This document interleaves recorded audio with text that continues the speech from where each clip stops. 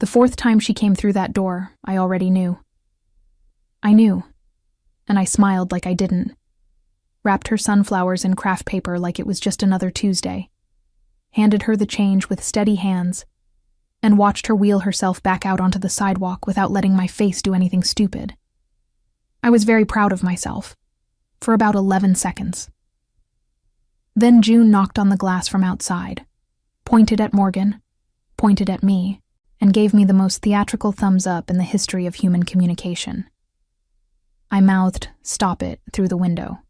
She winked. That was 3 weeks ago, and I have not recovered. If this is your first time here, hi, welcome. You picked a chaotic week to show up. I'm Beatrice. I run a flower shop in Portland, Oregon, that smells like eucalyptus and old wood and my grandmother's perfume, and apparently I've been falling for a photographer, without having the decency to notice until it was already embarrassing. And before I go any further, a special hug to everyone who shows up here every single time and leaves the most beautiful comments. You know who you are, and this place wouldn't be the same without you. If you want to stick around for however this ends, hit subscribe and drop a comment below.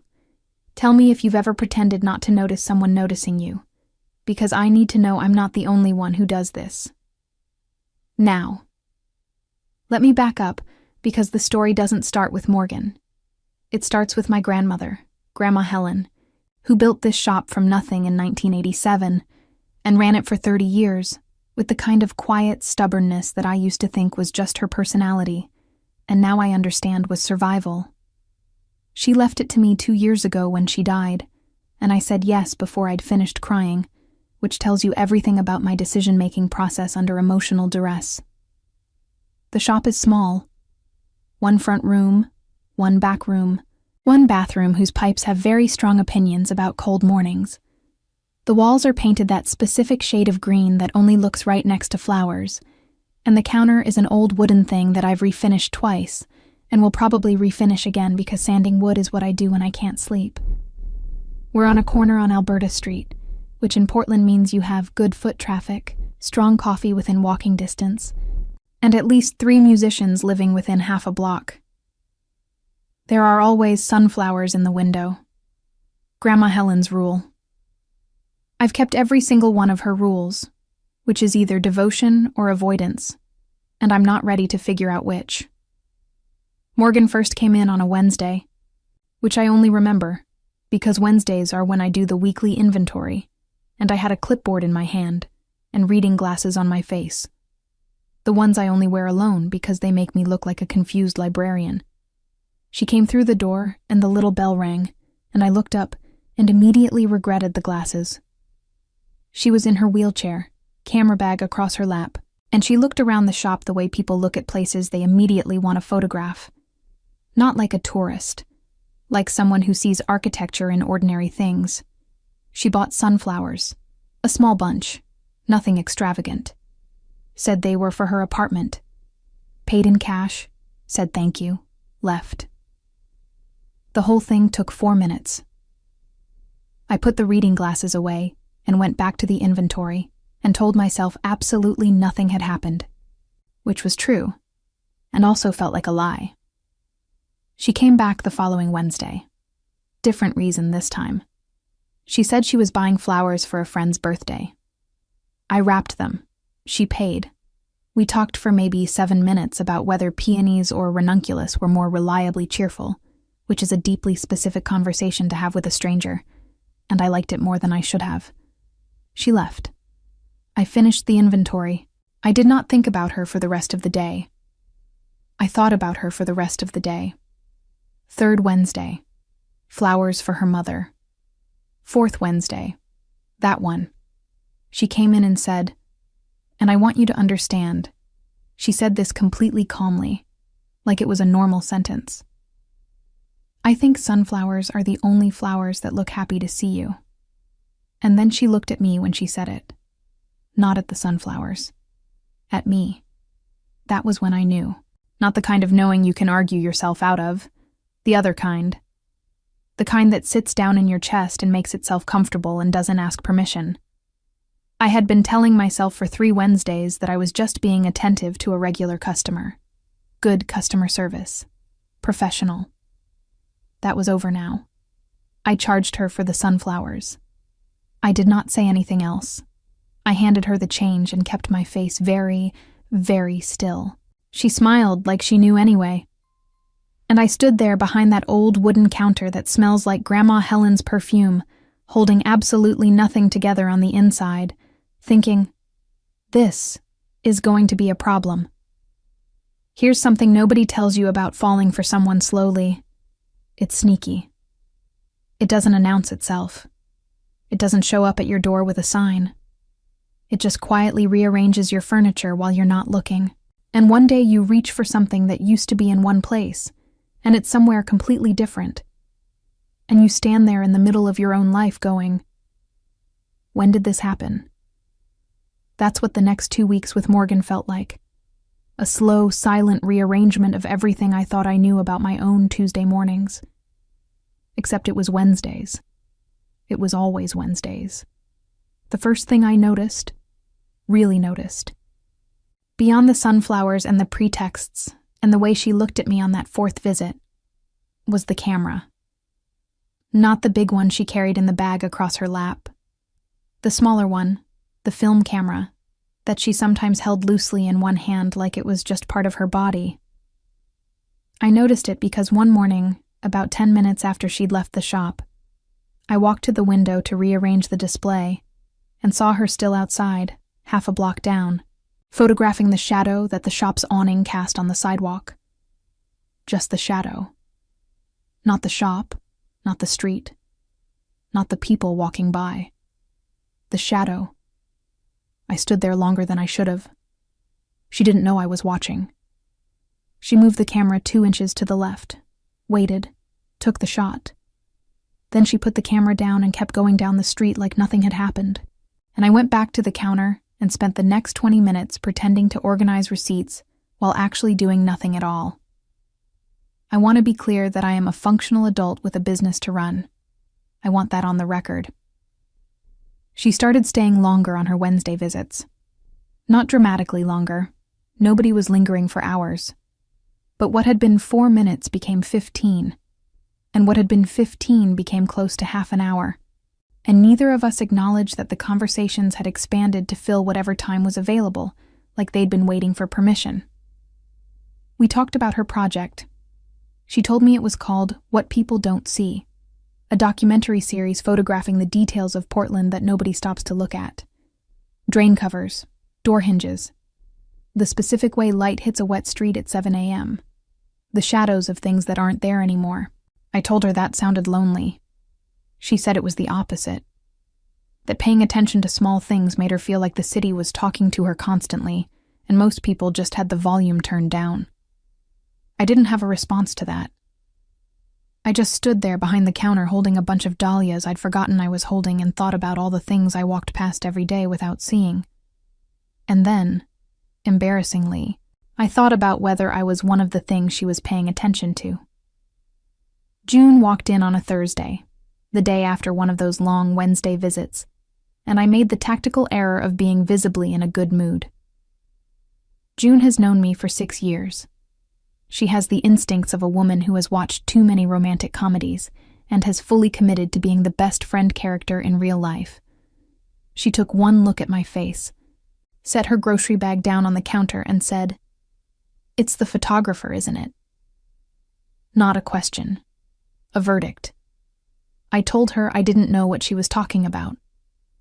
She picked up her grocery bag, patted my hand with the patience of someone dealing with a very slow child, and said, "Honey, you hummed while you were wrapping those carnations. You don't hum." Then she left. I stood there in the empty shop and realized I had absolutely no defense, because she was right. I don't hum. I never hum. I had been humming.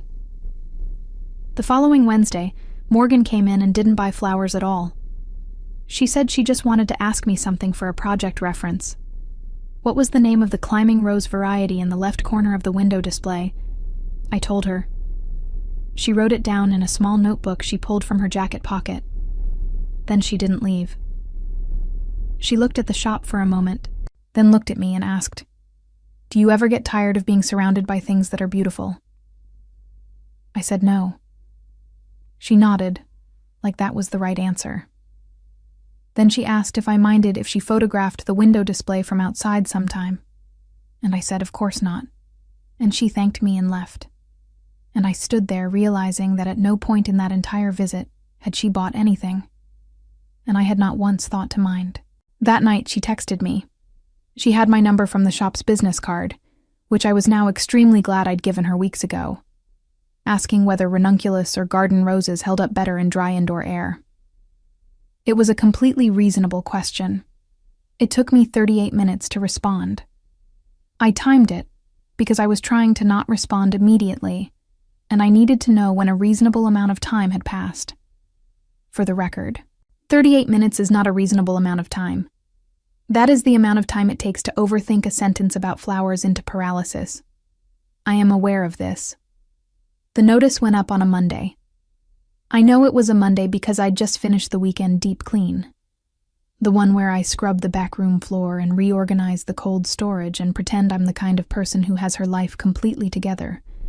And I was feeling, briefly, like things were fine, like the shop was solid, like Grandma Helen's green walls and her sunflower rule and her old wooden counter were going to be there indefinitely, the way things you love always feel like they're going to be there indefinitely, right up until they aren't. The property management company sent the letter by email and also taped a physical copy to the front door, which felt unnecessarily thorough. The building had been sold. The new owner was increasing rent. The new number was not a typo. I had 60 days to either agree to the new terms or vacate. I sat down on the stool behind the counter and read it 3 times. Then I read it a 4th time, in case the 4th time changed what it said. It did not. I put the letter face down on the counter and went to the back room and watered every single plant that needed watering and several that did not. And when I ran out of plants, I stood at the sink with the water running and looked at the wall and did the math I already knew the answer to. The new rent was nearly triple what I paid now. The shop made enough to be stable, not enough to absorb a hit like that. I had 60 days and no good options, and a grandmother who wasn't here to tell me what to do, which was the part that actually broke something open in my chest when I let myself feel it. I did not cry. I want that noted. I turned the water off and went back to the front and flipped the sign to open, and had a completely normal Tuesday. I helped a man pick out an anniversary arrangement for his wife. I repotted 2 succulents for a college student who looked like she hadn't slept in 4 days. I talked to my delivery supplier about a late shipment of peonies. I did not tell anyone about the letter. I taped it to the inside of the cabinet under the register where I wouldn't have to look at it, and I told myself I would figure it out, which is what I always tell myself, which has historically worked out about 60% of the time. Wednesday came. Morgan came. She was wearing a navy jacket I hadn't seen before, and she had the film camera out already when she came through the door, which she lowered immediately when the bell rang, like she'd been caught doing something. She looked slightly guilty. I found this unreasonably endearing and resented it. She bought sunflowers, back to sunflowers, no pretext this time, just sunflowers, and set her camera bag on the counter while I wrapped them, which she'd started doing recently, using the counter as a surface the way people use a space when they're comfortable in it. That detail hit me somewhere I wasn't prepared for. We talked about her project. She'd spent the morning photographing the Broadway Bridge at low tide, specifically the barnacles on the lower supports that nobody ever saw because nobody ever looked down. She showed me one of the shots on her phone, and I leaned over the counter to look, and we were close enough that I could have pointed at the screen without fully extending my arm. I pointed at the screen without fully extending my arm and said something about the texture of the barnacles, and she said something back, and I was only partially processing the words because the rest of my attention was doing something completely unhelpful. I straightened up. She didn't seem to notice. She probably noticed. She did not see the notice on the door. Or if she did, she didn't mention it. I had taped it to the inside of the glass, facing out, because the property management company had specified it needed to be visible from the street, and I had complied because I follow instructions even when they humiliate me.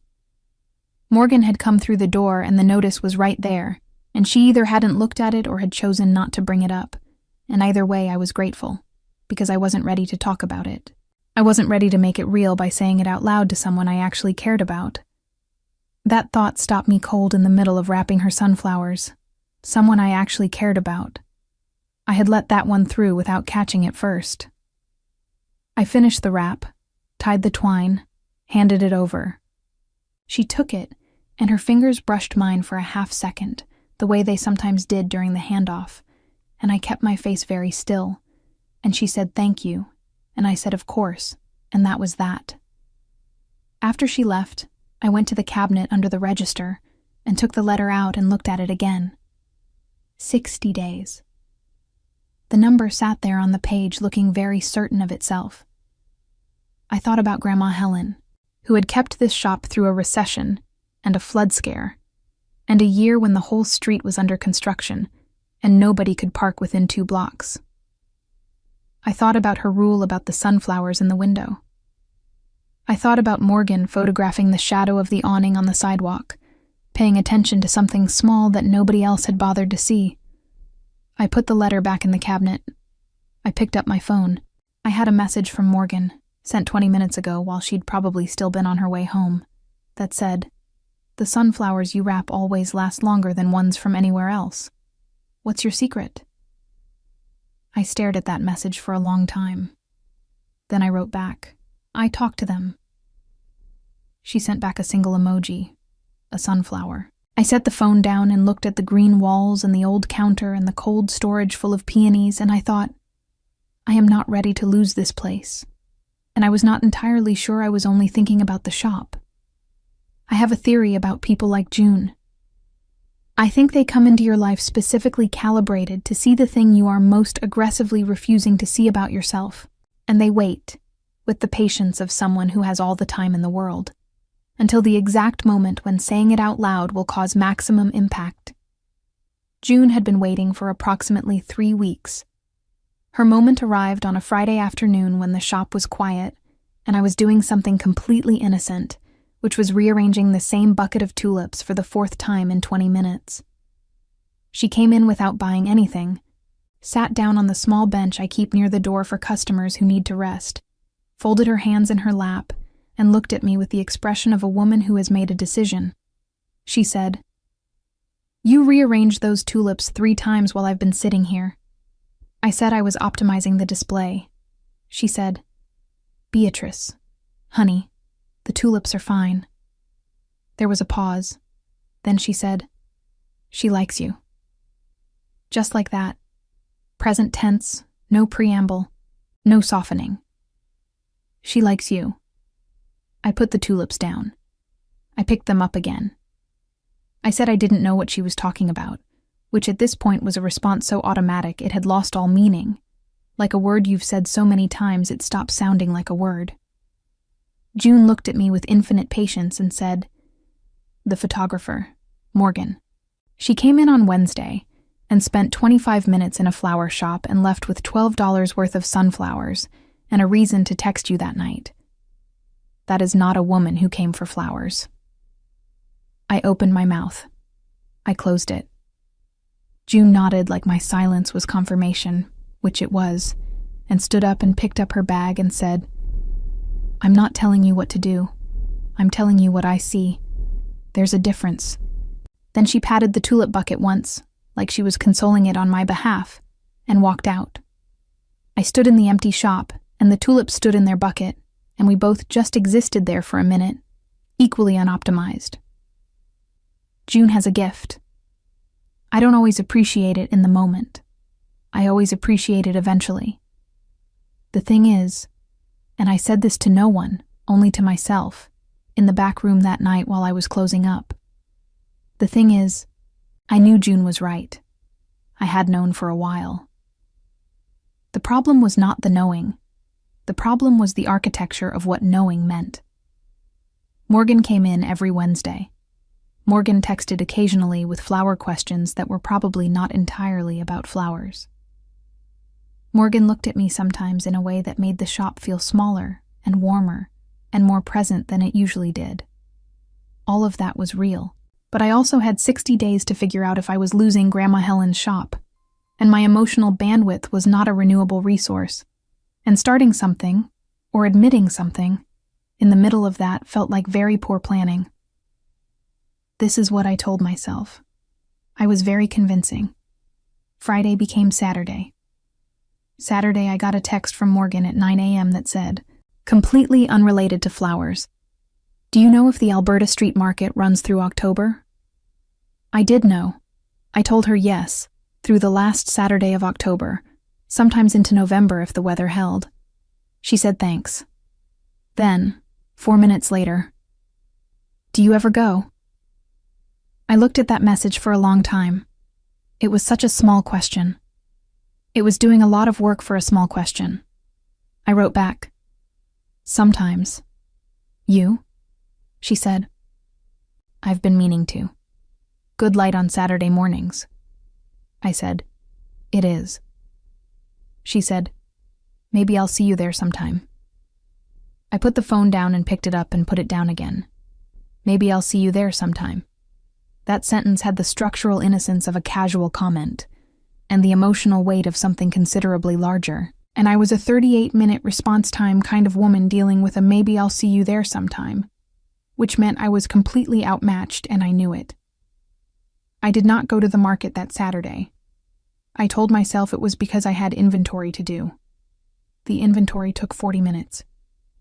I spent the remaining time of a perfectly good Saturday morning sanding a section of the counter that did not need sanding. Sunday was quiet. Monday, I had a call with my accountant, who confirmed what I already knew about the numbers, which was that the new rent figure lived in a different universe than my current revenue. She said words like options and timeline, and difficult but not impossible in the careful tone that people use when they mean this is going to be very hard. I thanked her, and hung up and sat at the counter for a while. Then I opened the cabinet and looked at the letter and closed the cabinet again. 60 days was now 53 days. Time had the audacity to keep moving. Wednesday came with the reliability of a thing you are simultaneously dreading and counting on. Morgan arrived at her usual time, camera bag on her lap, and this time she had a coffee. 2 coffees, actually, in a cardboard carrier, and she set one on the counter in front of me before I could say anything. I didn't know how you took it, she said, so I guessed. If I'm wrong, I'll drink both. It was a oat milk latte. It was exactly how I took it. I picked it up and said, you guessed right. And she looked quietly pleased with herself in a way that did serious damage to my composure. We drank coffee and talked for 40 minutes. She told me about a shot she'd been trying to get for 2 weeks, the reflection of a specific building in a puddle on a specific corner that only appeared when it rained at a certain angle. I told her about the time Grandma Helen had driven 2 hours to a flower farm in the Willamette Valley because she'd read they had a variety of peony that had been discontinued and had come home with 300 stems and absolutely no regrets. Morgan laughed, really laughed, not politely, and said, she sounds like someone who knew exactly what she wanted. I said, she always did. There was a beat of quiet between us, warm and unhurried, and I thought about the letter in the cabinet and the 53 days and the new rent and all the things I hadn't said yet. Morgan looked at me over the rim of her coffee cup, and I looked back, and for a moment, the shop was very still. Then her phone buzzed, and the moment passed, and she glanced down and said she had to go, a shoot across town. She tucked the camera bag back onto her lap and headed for the door, and at the door she turned and said, same time next week? Like it was already a standing arrangement. Like it had been one for a while. I said, I'll be here. She smiled, that particular smile, the one I'd stopped pretending I didn't catalog, and the bell rang, and she was gone.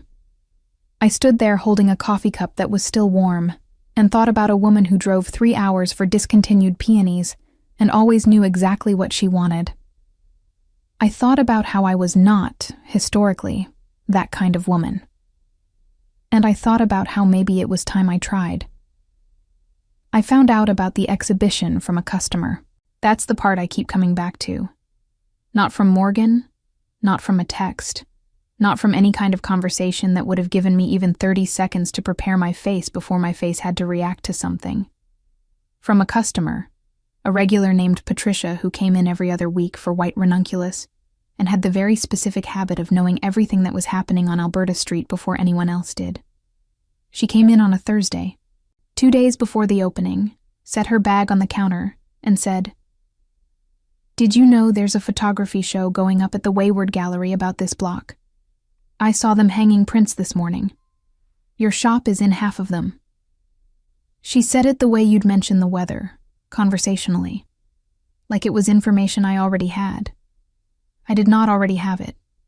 I smiled at Patricia and wrapped her ranunculus and charged her the usual amount and said something like, "Oh, how interesting," in a voice that sounded completely normal, which was a remarkable vocal performance given what was happening behind my eyes. After she left, I stood very still for approximately 1 minute. Then I took my jacket off the hook in the back room, flipped the sign to be back in 15 minutes, and walked the 4 blocks to the Wayward Gallery with the specific energy of a woman who has not yet decided whether she is about to do something reasonable. The gallery was mid-installation. There were 2 people on ladders, and a woman at a laptop near the back, and prints lined up along the floor waiting to be hung. I walked in, and nobody stopped me because I looked purposeful, which is a thing I've learned. If you walk into a space like you belong there, most people assume you do. I looked at the prints on the floor first. The shop's green walls, the cold storage door, slightly ajar, with light coming through at an angle I'd never noticed before. The window display from outside, sunflowers backlit by afternoon sun, the reflection of the street caught in the glass, my hands, just my hands, tying twine around a bundle of dahlias, the shot taken from across the counter without me knowing. Every single image was the shop. Every single image was mine. And not one of them had asked my permission to exist. I left before anyone talked to me. I walked back to the shop and turned the sign back to open and served 3 customers in a row with complete professional competence. And then, the moment the last one left, I called Morgan. She picked up on the second ring and said hello, and I said, "The Wayward Gallery, your show, my shop. When were you going to tell me?" There was a pause. Not a guilty pause, a careful one, which somehow was worse. She said, "I was going to tell you this week. I wanted to see if it came together first." I said, "Morgan, those are photographs of my shop, of my hands, of my grandmother's counter. You took them without asking." Another pause. Then, "I know. I should have asked. I'm sorry." The apology was real. I could hear that it was real. That made it harder, not easier, because I didn't want to be unreasonable, and I could already feel myself being unreasonable, and I knew why I was being unreasonable, and I didn't want to say that part out loud. So instead, I said something that I have regretted every day since. I said, "I don't need to be someone's project, Morgan." The silence that followed that sentence was a different kind of silence than any we'd had before. Flat, careful, the kind that means something has landed somewhere it cannot be taken back from. She said very quietly, "That's not what this is." I said, "I'll talk to you later." And I hung up. She didn't come in the following Wednesday. I told myself I wasn't counting. I was absolutely counting. I knew by 10 a.m. that she wasn't coming, and I spent the rest of the day being extremely productive in the aggressive way that I am productive when I am avoiding feeling something. I repotted 4 plants that didn't need repotting. I reorganized the ribbon drawer, which is a task so tedious it usually takes an emotional crisis to motivate it. I wiped down every surface in the back room. I did not look at my phone more than 7 or 8 times per hour, which for me in that particular state was practically monastic restraint. The show opened on Saturday. I know because Patricia came in and mentioned it with the energy of someone reporting on a neighborhood event, telling me there had been a good crowd Friday night, and someone from a local arts blog had covered it, and people were talking about the block, about the businesses, about what the neighborhood was losing to rising rents. She said the photographs were beautiful. She said there was a lot of feeling in them. She said people had been standing in front of the ones of the flower shop for a long time.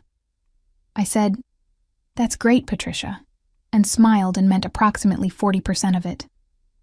The part I couldn't say, the part that was sitting in the middle of my chest like something I'd swallowed wrong, was that I understood why Morgan had done it.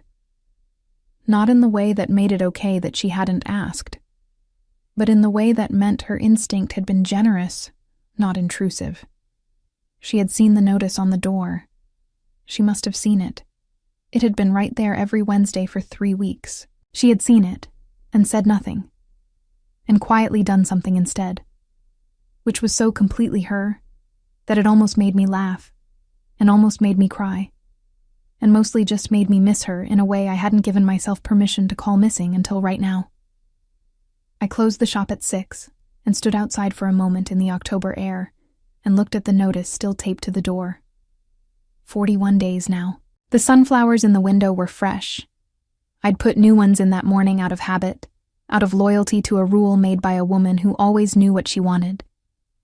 Down the street, 4 blocks away, there were photographs of this shop hanging in a gallery that Morgan had put together without being asked, because she'd seen something worth saving and had done something about it instead of waiting. I thought about that. I thought about what I'd said to her on the phone. I don't need to be someone's project. And I thought about how fear has this particular talent for dressing itself up as dignity. I went back inside. I locked the door.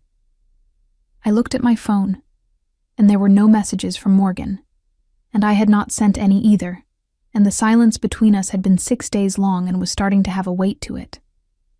I sat down behind Grandma Helen's counter and put my hands flat on the wood, and thought about a woman who drove 3 hours for discontinued peonies, and always knew exactly what she wanted. I thought about how I had driven nobody anywhere. I thought about how I had hung up the phone. Outside, 4 blocks away, photographs of my grandmother's shop were hanging on a gallery wall in the dark, telling a story I hadn't known was being told, and I was sitting here alone in the middle of it. The week after Morgan stopped coming felt like a week with the sound turned down. I don't know how else to describe it. The shop was the same. Same green walls, same cold storage hum, same bell above the door. But something in the frequency of the place had shifted, like when you've had music playing in the background for so long that the silence after feels louder than the music ever did. Customers came and went.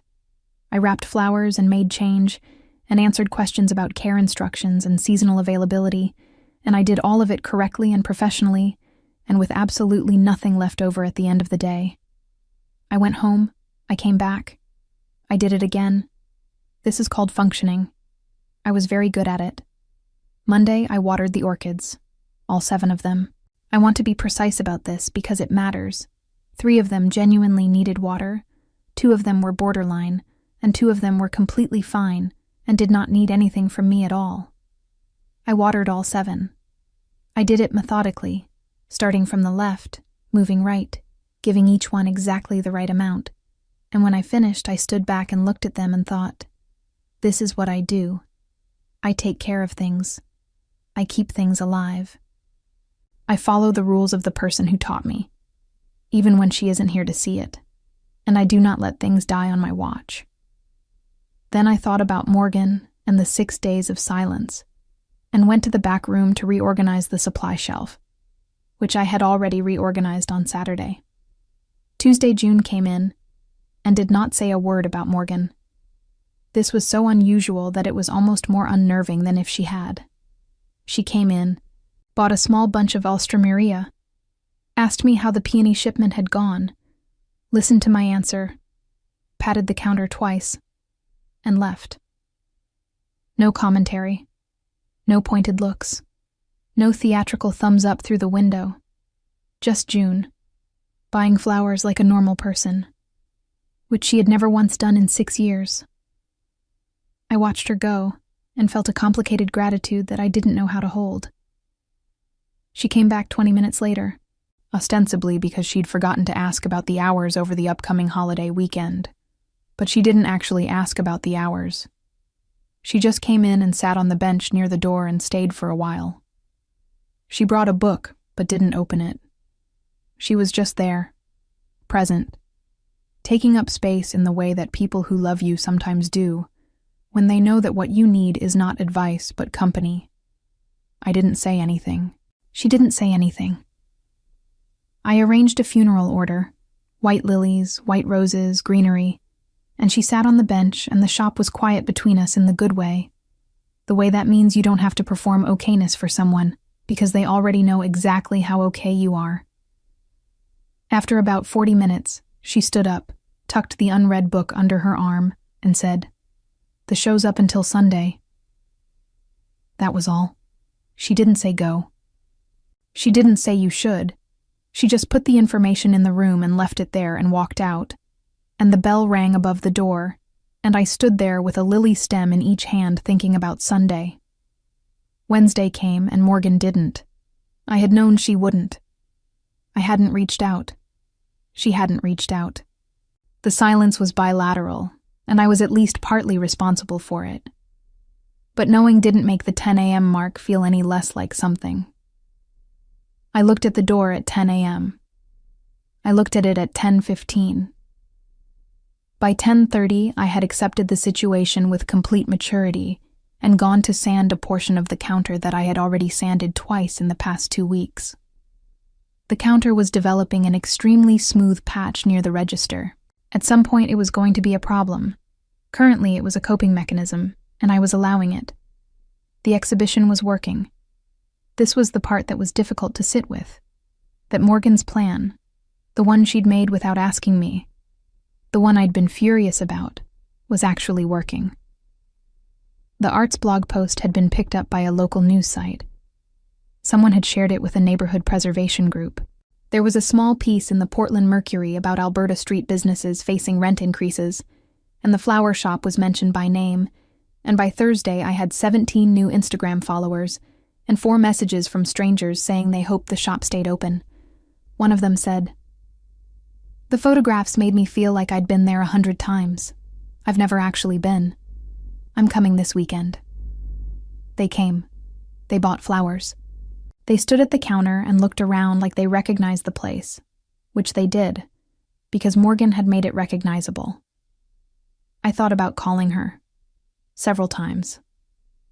On Thursday, I got as far as opening her contact on my phone and looking at it for a while before closing it again. What I would say was the problem. "I'm sorry" felt insufficient without an explanation, and the explanation required saying the thing I hadn't said on the phone, that I hadn't been angry about the photographs. Not really. Not at the core of it. I had been afraid. Afraid of being seen that clearly by someone I cared about that much, and my fear had put on the costume of anger, because anger is easier to wear in public. This is not a flattering thing to understand about yourself. I understood it anyway. Standing in the back room on Thursday night after closing, surrounded by the smell of eucalyptus and Grandma Helen's old green walls. Friday. I made a decision. I would go to the exhibition. Not to find Morgan. I didn't even know if she'd be there. But because I needed to see what she had seen. I needed to look at the shop the way she'd been looking at it, from the outside, through a lens I hadn't chosen or controlled. I needed to understand what she'd been documenting all those Wednesdays, all those careful shots of shadows and textures and hands and light. I needed to see it before I could say anything true. I went after closing, just before the gallery locked up for the night, when the crowd had thinned to almost nothing, and the space was quiet and I could stand in front of each photograph for as long as I needed to, without anyone watching my face. I stood in front of the first one for a very long time. The gallery was almost empty when I got there. A young couple near the back, a man with a catalog folded under his arm reading the wall text by the entrance, and me, standing just inside the door in my work jacket that still had a smear of green dye on the left cuff, holding my keys because I'd forgotten to put them in my pocket. The woman at the front desk looked up and smiled, and I smiled back and walked in like I knew what I was doing, which was not entirely true. I knew what I was there for. I was less sure I was ready for it.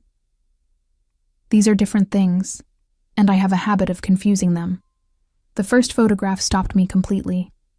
It was the window display. Sunflowers, backlit, taken from the sidewalk outside on what must have been a late afternoon in September. The light coming from low on the left and catching the petals in that specific way that makes yellow look like it's generating its own warmth. I had stood behind that display hundreds of times. I had arranged those exact flowers. I had never once seen them look like that. The photograph made the window look like something worth crossing the street for, which people had apparently been doing for years without me understanding why. I stood there and looked at it, and felt something shift very quietly in my chest. I moved through the room slowly. The cold storage door, slightly open, a wedge of white light falling across the floor in a perfect triangle. The counter from behind, taken from the doorway to the back room, a shot I couldn't have taken of myself because you'd have to be standing where I stood every day to get that angle, which meant Morgan had asked to see the back room at some point, and I had shown her, and she had already been paying that kind of attention even then. A bucket of ranunculus reflected in the glass of the front door, doubled, so there were 2 buckets, 2 blooms, the real one, and the ghost of it. Every image was the shop. Every image was ordinary. Every image looked like something I had been living inside of without knowing it was beautiful. Then I turned the corner to the back wall and stopped breathing for a moment. The back wall was different. The back wall was me, not my face. Morgan had never once photographed my face directly, and I understood now that this had been a choice, not an accident. But my hands, wrapped around dahlia stems, the twine half-tied, caught in the middle of something. My shadow on the floor behind the counter, long and stretched by afternoon light, reaching toward the door. The line of my shoulders from behind, bent slightly over a workbench, so focused on whatever I was doing that I had no idea I was being watched. And one more. Taken from outside, through the window, the sunflowers in the foreground, and me behind them, partially obscured, laughing at something. I didn't know what. I didn't remember the moment. But there it was, caught and kept, existing now in a way it never would have if someone hadn't been paying attention. I stood in front of that last one for a long time. Long enough that the young couple from the back walked past me on their way out, and the man with the catalog left, and the woman at the front desk started doing the quiet closing time things that gallery staff do. Straightening, dimming a peripheral light, checking something on her phone. I didn't move. I was doing the math of all those Wednesdays, all those conversations that ran long, all those questions about flowers that were maybe not entirely about flowers, and I was adding it up against these photographs, and arriving at an answer that was so obvious I could not understand how I had needed to come to a gallery at closing time on a Friday night to find it. She hadn't been documenting the shop. She had been documenting me. The shop was the frame.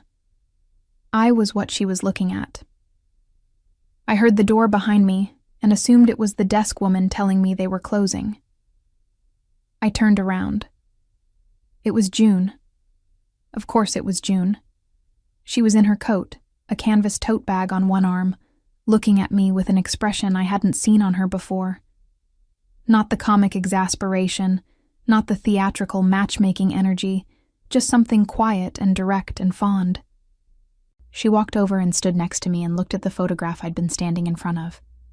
The one with the sunflowers, and the laugh I didn't remember. She looked at it for a moment, and then she said, without any of her usual performance, "She saw you, Beatrice, before you saw yourself." That was all. 6 words. She didn't elaborate, didn't add a punchline, didn't reach for the grocery bag or pat my hand. She just said it and let it land. And it landed with the specific weight of a true thing said at exactly the right moment by exactly the right person. I looked at the photograph. The woman in it was laughing at something she didn't know was being recorded. Completely unguarded. Completely herself. Framed by sunflowers in a shop that smelled like her grandmother. She looked like someone who belonged somewhere. She looked like someone worth documenting. I had told Morgan she'd made me a project. Standing in front of that photograph, I understood what I had actually said. That being seen felt dangerous. That being known felt like exposure. That someone paying that quality of attention to me specifically was something I had decided to be afraid of instead of something I was allowed to want. I had hung up the phone and called it dignity, and it had been nothing of the sort. It had been exactly what it was. Fear with better posture. June was still standing next to me. The gallery was very quiet now. I said, "I have to go talk to her." June said, "I know." I said, "I don't know what I'm going to say." She said, "That's okay. Go anyway." I went. Out through the gallery door and onto Alberta Street, the October air sharp and clean, the streetlights on, the block quiet on a Friday night. 4 blocks back to the shop, which I passed without stopping, and then 6 more blocks to the apartment building where Morgan lived. I had the address from a delivery I'd arranged for her weeks ago, back when I was still pretending everything was professional. I walked fast. I did not rehearse.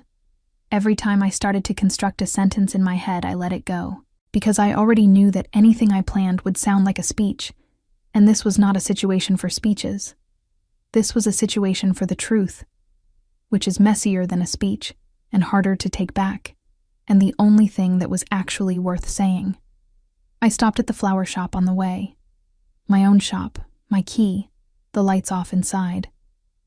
I went to the cold storage and took out a single sunflower, the best one, the one that had the most time left in it, the one Grandma Helen would have put in the window.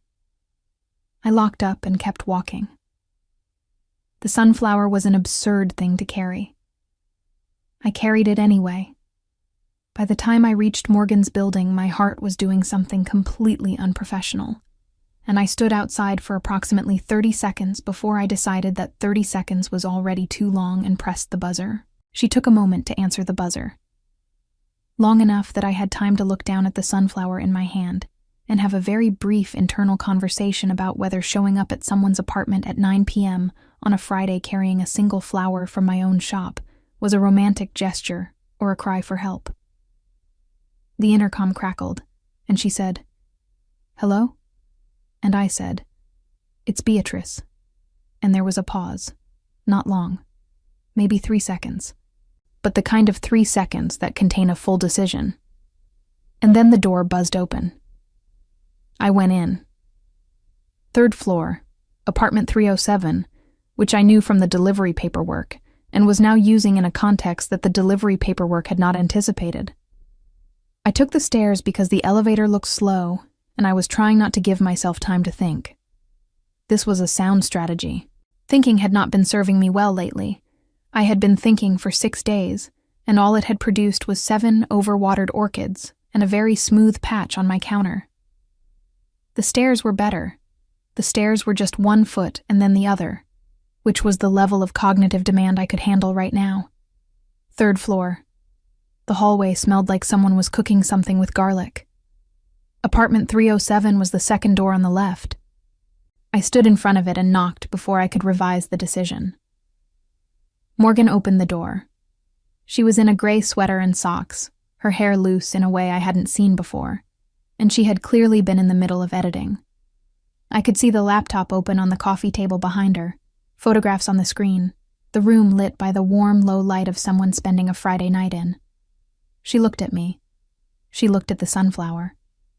Something moved across her face that I couldn't fully read, and then settled into something careful, like she was giving me the room to say whatever I'd come to say before she decided anything.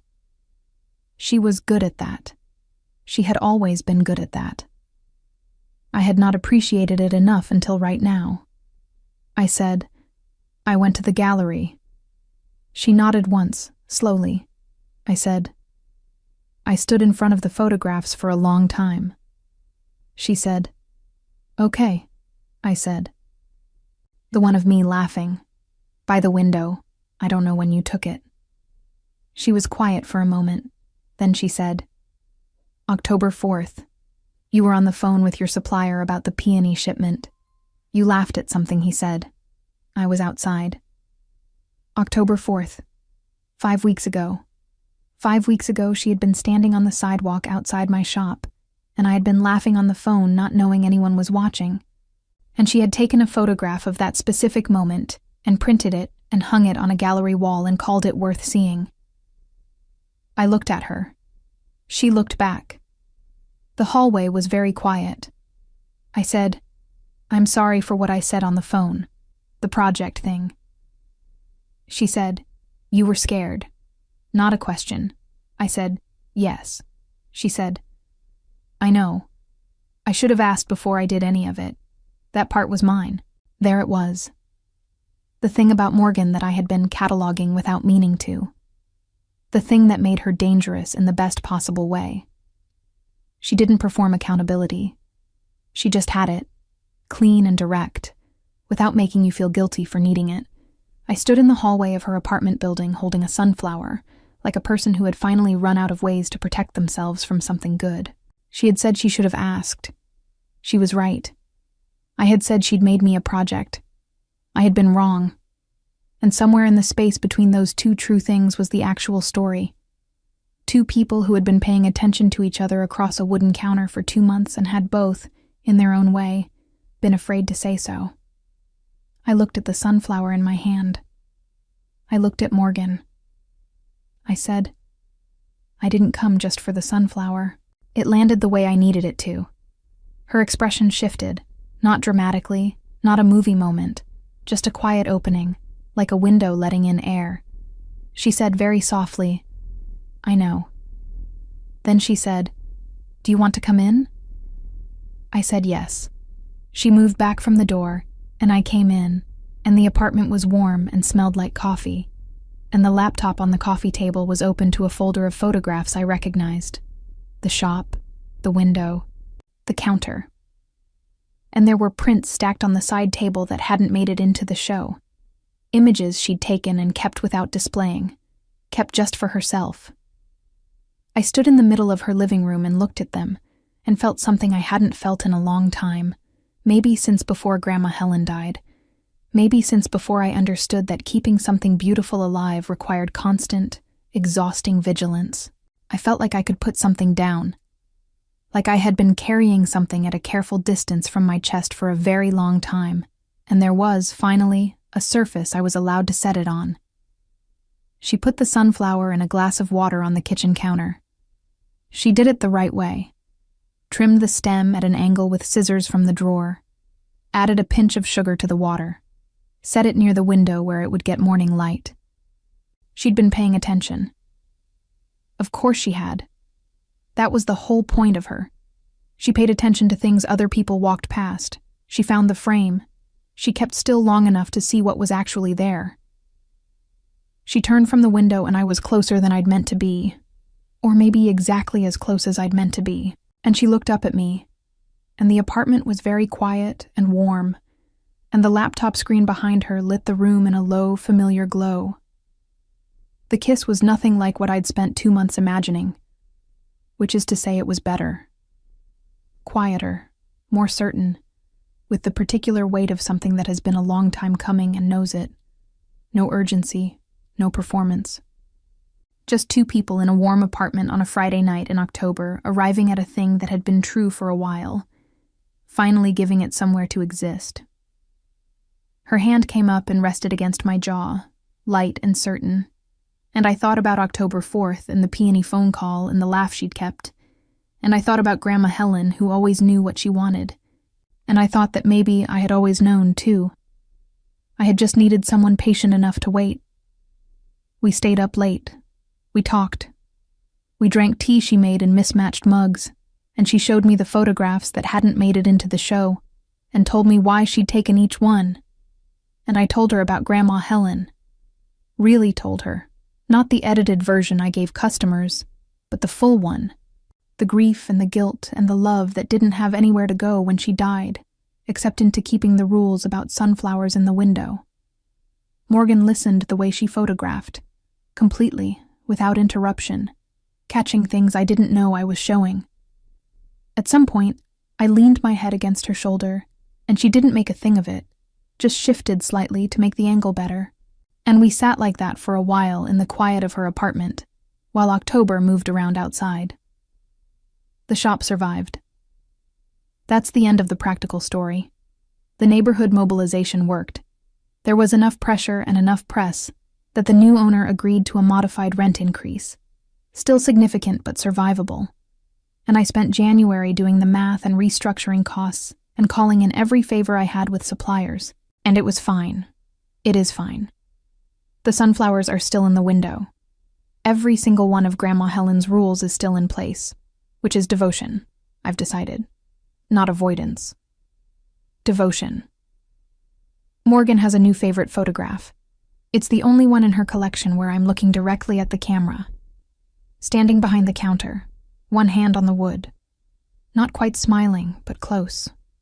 She took it on a Wednesday in November, 3 weeks after the night at the gallery. I didn't know she'd taken it until she showed me. I asked her when exactly, and she showed me the timestamp. And I remembered that Wednesday.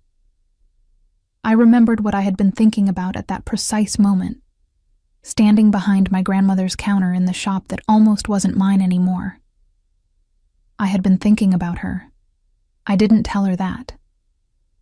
She smiled like she already knew. And that's the whole story.